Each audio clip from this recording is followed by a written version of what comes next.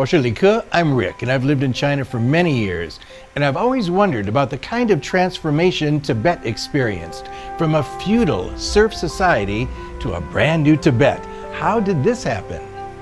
Well, I believe that Israel Epstein gave us some answers in this book that he wrote. It's called Tibet Transformed.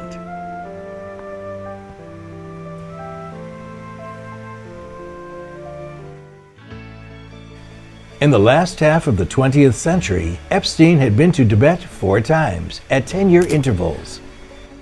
At the age of 90, Israel said, "Despite my old age, I still hope to take the train to Tibet, which I've been dreaming about for a long time."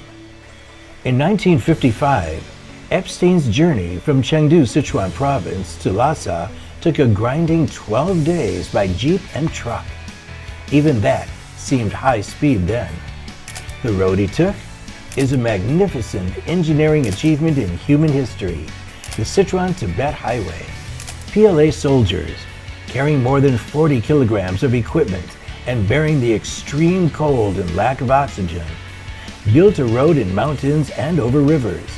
This is the first highway for the Tibetan people to connect with the outside world, and Tibet had ended the time without modern roads. 上面这座大桥是2012年修建的，2015年年底正式通行。新桥开通之后，就再也没有堵车的现象了。After generations of hard work, Tibetan life now feels like it's in the fast lane on the Sichuan Tibet Highway.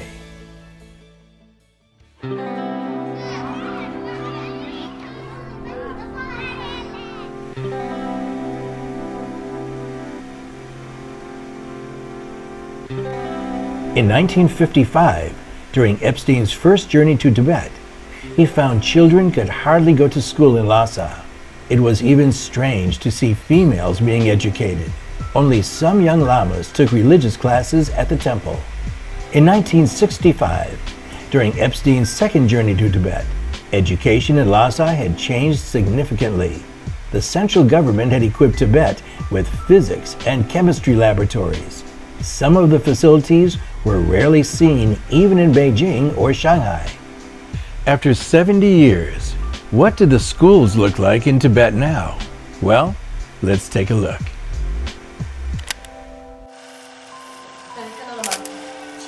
As a music teacher, Yang Ling brought many traditional instruments to the classroom. She also paid hundreds of home visits to her students. Yang Ling's notebook of her home visit is a precious memory in her 2-year teaching experience in Tibet.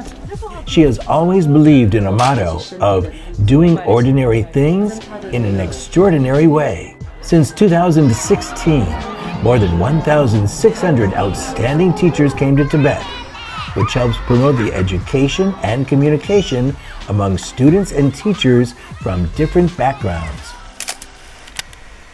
In 1965, Epstein first met Ladrup at a car repair and maintenance place in Lhasa, and they became friends. Ladrup's story is that he's an example of Tibet serving the working class.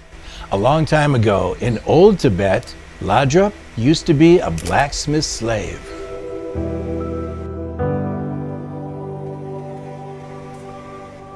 In 1976, Epstein visited Ladrup again. All of Ladrup's family members came to the doorway when he left. They shook his hands and said, "Do come back. You will see greater changes in Tibet." 先生，你的快递。谢谢. Wow, you know, couriers can be seen throughout China in just about every city. They're everywhere. In Shazhizong Township, it sits at an altitude of 4,300 meters, and it used to be inaccessible to couriers. In the summer of 2016, Yang Tao, a young man from Shanxi, came to Tashizong and was attracted by the serenity and sanctity of the place. He decided to stay to develop e-commerce business here, and thus changed the history of the couriers in Tashizong. From Tashizong to Tingri County, Yang Tao has to cross the Gula Mountain Sky Road to pick up packages. It's nearly a 5-hour round trip. Over half a century, Epstein had witnessed the great changes of the century in Tibet.